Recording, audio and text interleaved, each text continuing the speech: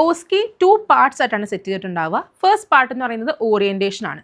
ന്യൂസിലാൻഡിൽ എത്തിക്കഴിഞ്ഞ് കഴിഞ്ഞാൽ 2 ഡേയ്സിൻ്റെ orientation class ആണ് നമ്മൾ അറ്റൻഡ് ചെയ്യേണ്ടത്. അവർ ബേസിക്കലി എക്സ്പ്ലെയിൻ ചെയ്തത് ന്യൂസിലാൻഡിലെ നഴ്സിംഗ് പ്രാക്ടീസസിനെ പറ്റിയിട്ടായിരിക്കും. അവിടുത്തെ duties and responsibilities, cultural things, അവിടുത്തെ പ്രാക്ടീസസ് കാര്യങ്ങളൊക്കെ ആയിരിക്കും ആ ഓറിയൻറ്റേഷൻ ക്ലാസ്സിൽ അവർ പറയുന്നുണ്ടാവുക. സോ നമുക്കൊരു ബേസിക് ഐഡിയ കിട്ടും എങ്ങനെയാണ് ഒരു നഴ്സിൻ്റെ അവിടുത്തെ ജോലി അല്ലാത്ത കാര്യങ്ങൾ ബാക്കി എങ്ങനെയൊക്കെ ആയിരിക്കും എന്നുള്ളത് നമുക്കൊരു ബേസിക് ഐഡിയ നമുക്ക് ആ ഓറിയൻറ്റേഷൻ ക്ലാസ്സിൽ നിന്ന് തന്നെ കിട്ടും. സെക്കൻഡ് പാർട്ട് എന്ന് പറയുന്നത് ഈ ക്ലിനിക്കൽ എക്സാമിനേഷൻ ആണ്. 10 സ്റ്റേഷൻസ് ആണ് ഉണ്ടാവുക. ഓരോ സ്റ്റേഷനും 12 മിനിറ്റിനുള്ളിൽ നമ്മൾ കംപ്ലീറ്റ് ചെയ്ത് മൂവ് ഓൺ ചെയ്യുകയാണ് ചെയ്യേണ്ടത്. ഫസ്റ്റ് 2 മിനിറ്റ്സ് നമുക്ക് ക്വസ്റ്റ്യൻ വായിച്ച് മനസ്സിലാക്കാനുള്ളതും ബാക്കി 8 മിനിറ്റിനുള്ളിൽ നമ്മൾ പ്രൊസീജിയേഴ്സ് കംപ്ലീറ്റ് ചെയ്യുകയും വേണം. ആ സ്റ്റേഷനിൽ നമുക്ക് തന്നിട്ടുള്ള സ്പെസിഫിക് ടാസ്ക് എന്താണോ അത് വിത്തിൻ 8 മിനിറ്റ്സ് നമ്മളത് കംപ്ലീറ്റ് ചെയ്യണം. ലാസ്റ്റ് 2 മിനിറ്റ്സ് അടുത്ത സ്റ്റേഷനിലേക്ക് മൂവ് ഓൺ ചെയ്യാനുള്ളതാണ്. നമ്മൾ ഈവൻ ദോ നമ്മൾ 8 മിനിറ്റിനുള്ളിൽ ഈ ടാസ്ക് കംപ്ലീറ്റ് ചെയ്തില്ലാന്നെങ്കിൽ പോലും നമ്മൾ അടുത്ത 2 മിനിറ്റ്സിൽ നമ്മൾ മൂവ് ചെയ്തേ പറ്റുള്ളൂ. നമുക്ക് എക്സ്ട്രാ ടൈം ആയിട്ട് അവർ പ്രൊവൈഡ് ചെയ്യത്തില്ല.